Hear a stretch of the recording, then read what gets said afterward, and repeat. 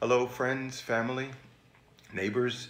I wanted to take some time here just to share some thoughts and some ideas that I thought might be valuable during this time of the COVID pandemic. And really, there's been all sorts of emotions attached to this time, mainly confusion and fear, even some joy mixed in there with time off. But certainly, there has been a lot of stress also and uncertainty. And I think the hardest part about going through anything that is challenging in life is when there doesn't seem to be much meaning attached to that challenging time.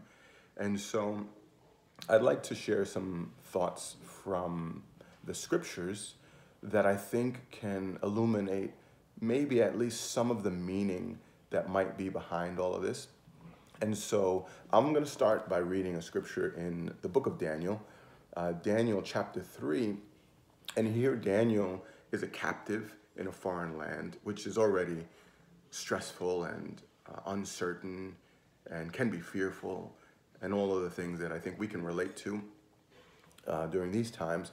But worse than that, Daniel was scheduled to be executed in a most brutal fashion. He and his friends would be thrown into a fire, and that would be their punishment for not obeying the king who asked them to basically violate their faith. And so here we pick it up toward the latter end of this sentence where they are led to their execution.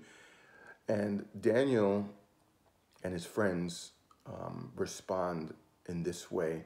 Verse 16, Shadrach, Meshach, and Abednego replied to the king, O Nebuchadnezzar, we do not need to defend ourselves before you in this matter.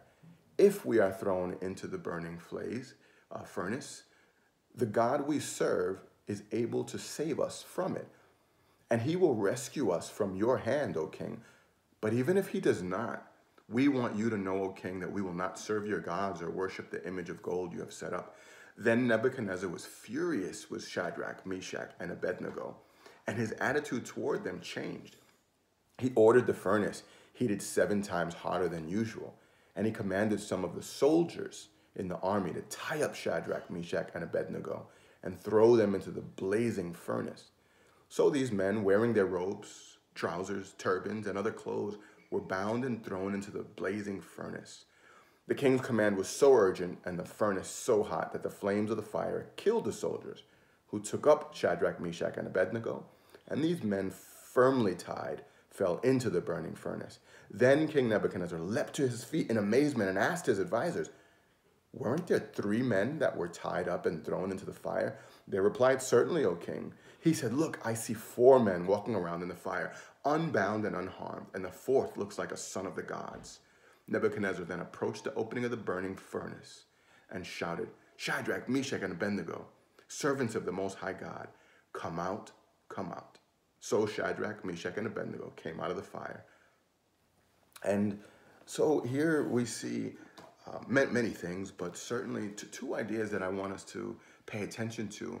And I think they're also present in the next scripture that I'm going to share with you. But the idea is that in this world, God has set it up such that there are paradoxes that we go through. And paradoxes, by definition, can be confusing and hard to understand and even contradictory. And yet they make total sense. And here the paradox is we are on the way to the burning furnace. We are on our way to our deaths. And yet on the other side of that threat is something beautiful, a beautiful lesson, a beautiful display of faith. And I think we can learn at least this from Shadrach, Meshach, and Abednego, that no matter what the trial is, there can be a beautiful outcome and likely will be a beautiful outcome if we strive to see things for what they really are. And so God uses these really trying times to teach us great lessons. And so I'd like us to think about that. And the second thought that's connected here and in another scripture is this idea of strange appointments that God makes with people.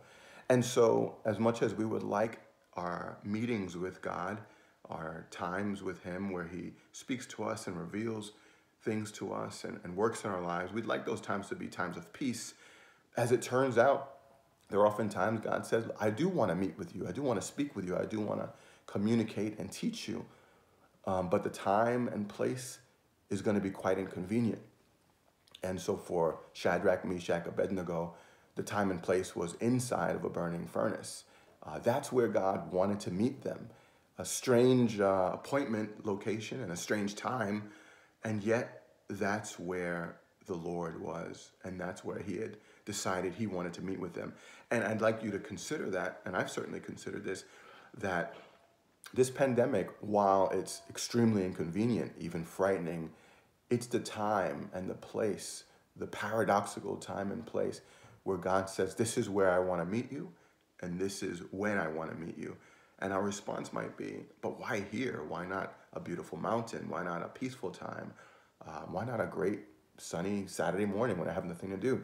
No, I'd like to meet you in this rough time, because for whatever reason, this is where the lesson for you will take place. And so I do take great comfort in that, and knowing that these strange times and places, they are where the most beautiful encounters with the Lord can occur.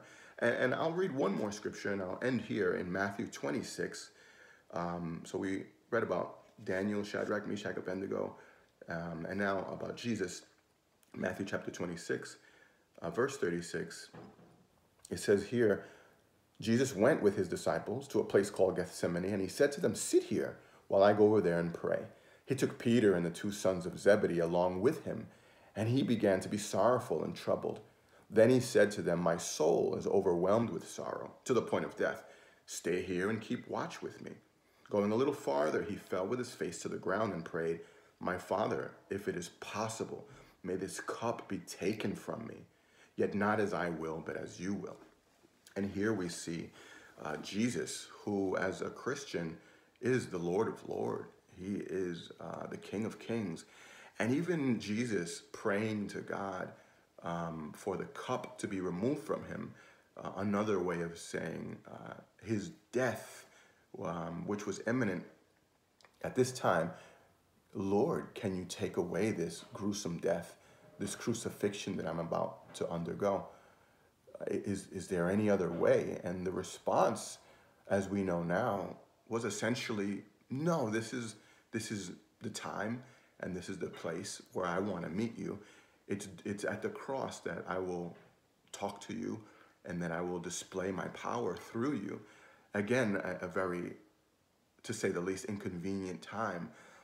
But I do want us to point out, again, this beautiful paradox of God is going to do something great in the middle of the most horrific death, the most innocent person dying in the most shameless or shameful way.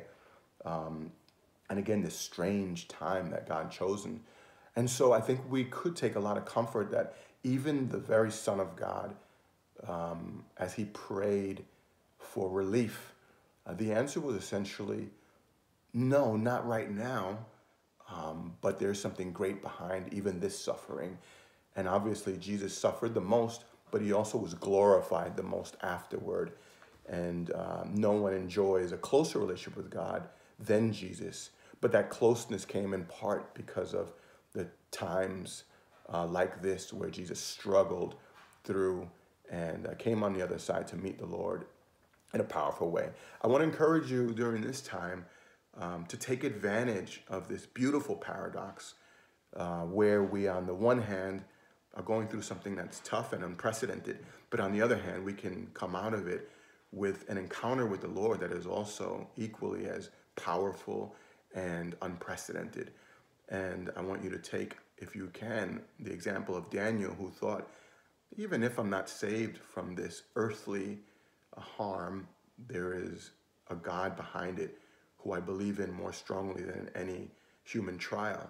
And as it turns out, God, of course, saved Daniel. But his attitude was, even if not, I will remain faithful. And also Jesus, if you can take this away, if you will, then I'd be grateful. But if you don't, then your will be done. And on the other side of this, we will be all the closer.